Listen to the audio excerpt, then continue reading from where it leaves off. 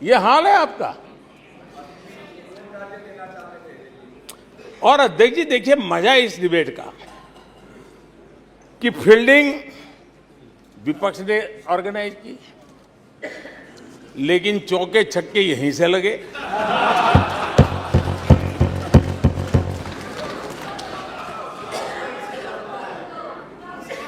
और विपक्ष no confidence motion पे नो बॉल नो बॉल पर ही करते आगे चलता जा रहा है। इधर से सेंचुरी हो रही है, उधर से नो बॉल हो रहे हैं।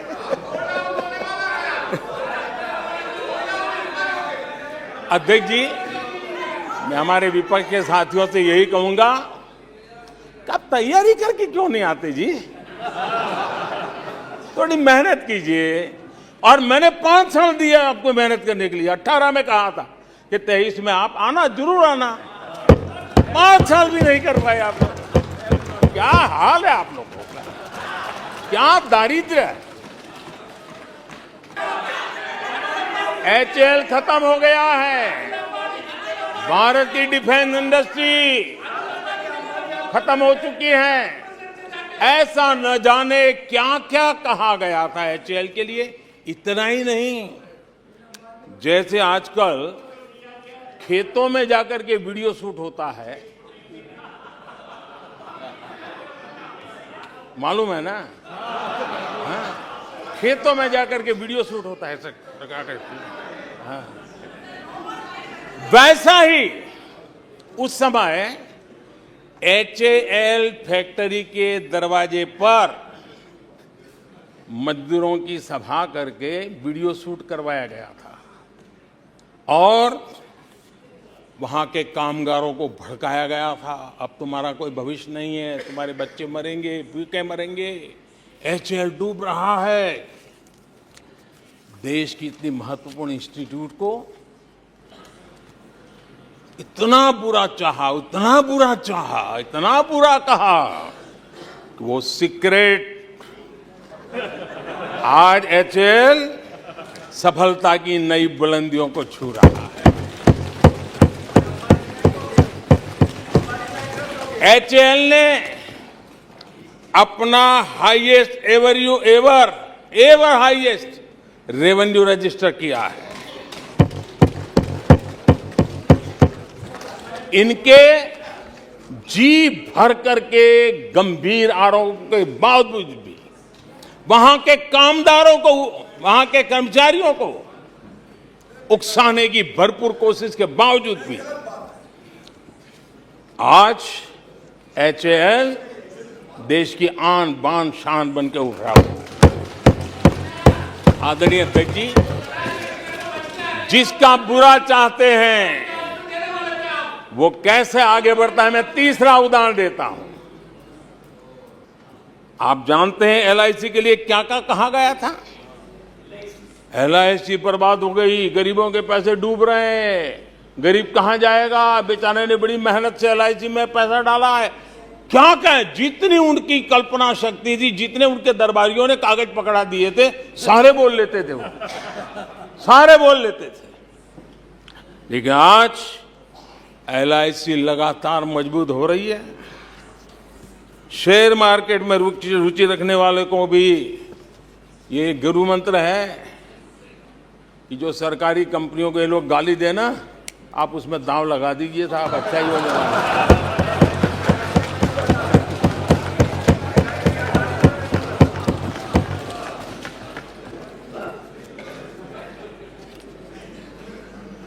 आदरणीय अध्यक्ष जी, ये लोग देश की जिन संस्थाओं की मृत्यु की घोषणा करते हैं, उन संस्थाओं का भाग्य चमक जाता है।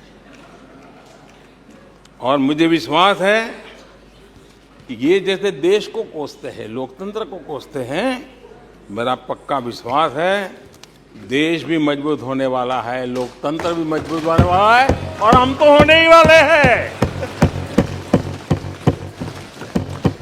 आदरणीय अध्यक्ष जी, ये वो लोग हैं जिन्हें देश के सामर्थ्य पर विश्वास नहीं। इन लोगों को देश के परिश्रम पर विश्वास नहीं है, देश के पराक्रम पर विश्वास नहीं है। कुछ दिन पहले मैंने कहा था कि हमारी सरकार के अगले टर्म में, तीसरे टर्म में, भारत दुनिया की तीसरी टॉप अर्थव्यवस्था बनेगा।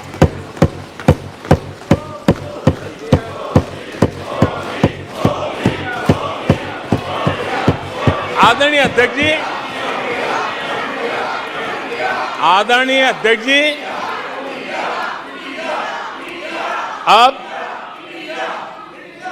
देश के भविष्य पर थोड़ा सा भी भरोसा होता जब हम ये क्लेम करते हैं कि हम आने वाले 5 साल में, नए तीसरे टर्म में, हम देश की इकोनॉमी को तीसरे पर लाएंगे। तो एक जिम्मेवार विपक्ष क्या करता? वो सवाल पूछता, अच्छा भाई बताओ, निर्मला जी बताओ कैसे करने वाले हो, अच्छा मोदी जी बताओ कैसे करने वाले हो, आपका रोड मैप बताओ। ऐसा करते। अब ये भी मुझे सिखाना पड़ रहा है। लेकिन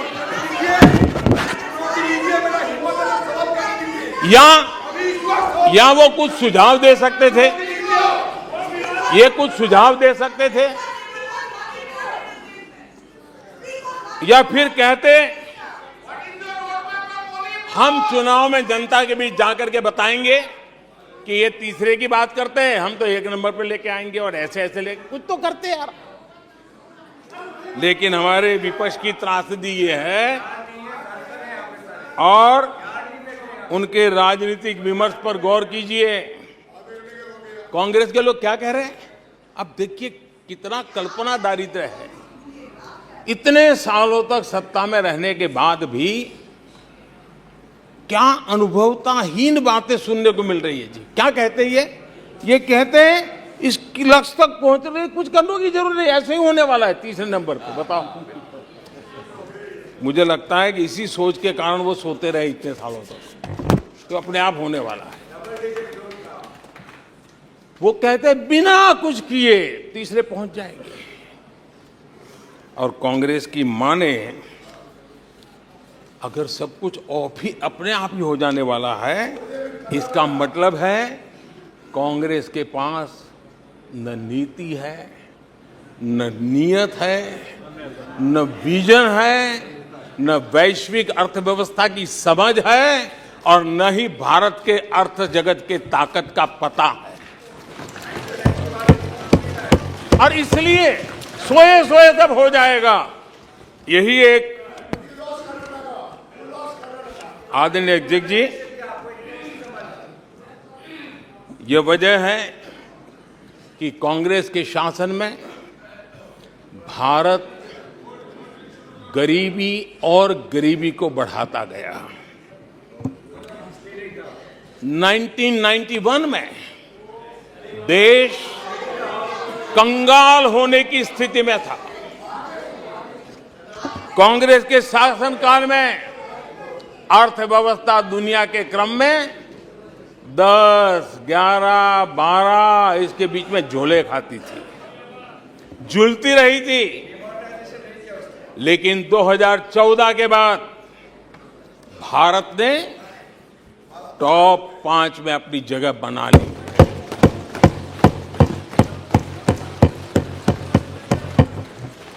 कांग्रेस के लोगों को लगता होगा कि ये कोई जादू से लकड़ी से हुआ है, लेकिन मैं आज सदन को बताना चाहता हूं माननीय अध्यक्ष,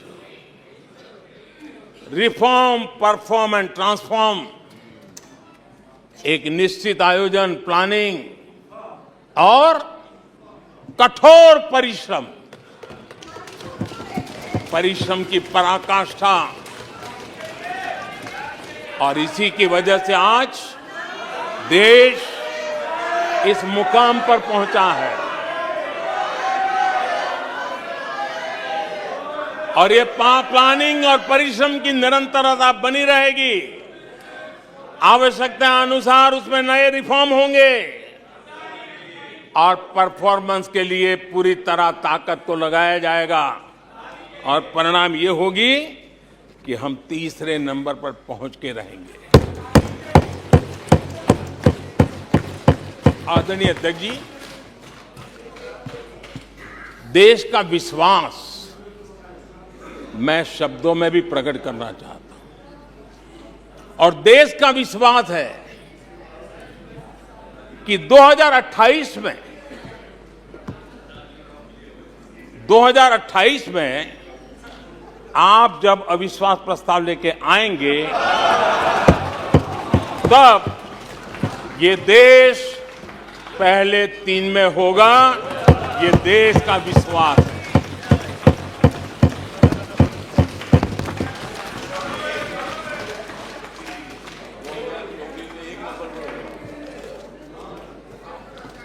आदरणीय अध्यक्ष जी,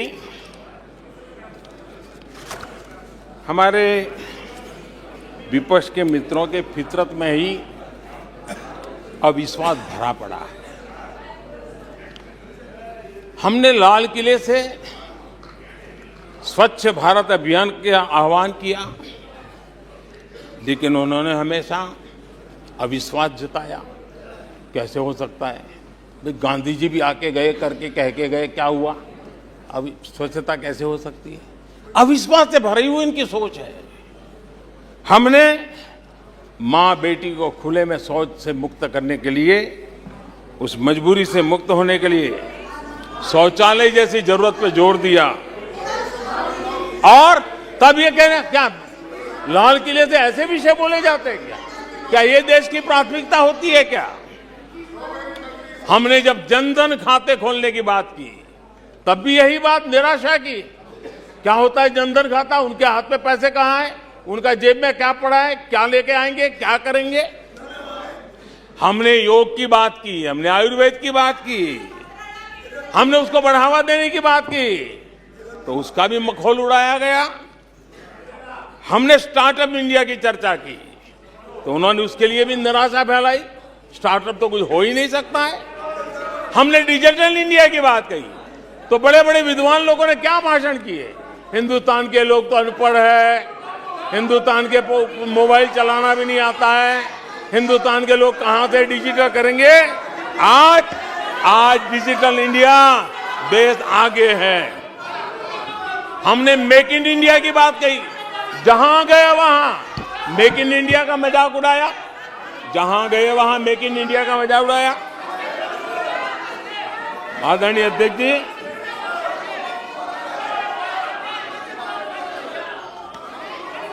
कांग्रेस पार्टी और उनके दोस्तों का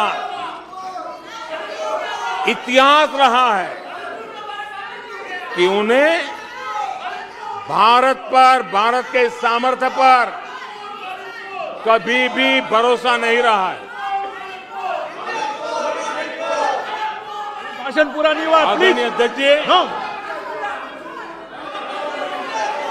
और ये विश्वास किस पर करते थे? मैं जरा आज सदन को याद दिलाना चाहता हूं। पाकिस्तान सीमा पर हमले करता था, हमारे यहां आए दिन आतंकवादी भेजा जाता था और उसके बाद पाकिस्तान हाथ ऊपर करके मुकर जाता था, भाग जाता था, बोले हमारी तो कोई जिम्मेवारी नहीं है, कोई जिम्मा लेने को तैयार नहीं होता था। और इनका पाकिस्तान से ऐसा प्रेम था कि वो तुरंत पाकिस्तान की बातों पर विश्वास कर लेते थे।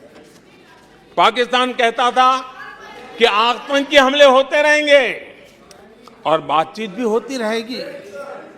इन्हें यहां तक कहते हुए पाकिस्तान कह रहा है तो सही कहता होगा, ये इनकी सोच रही है।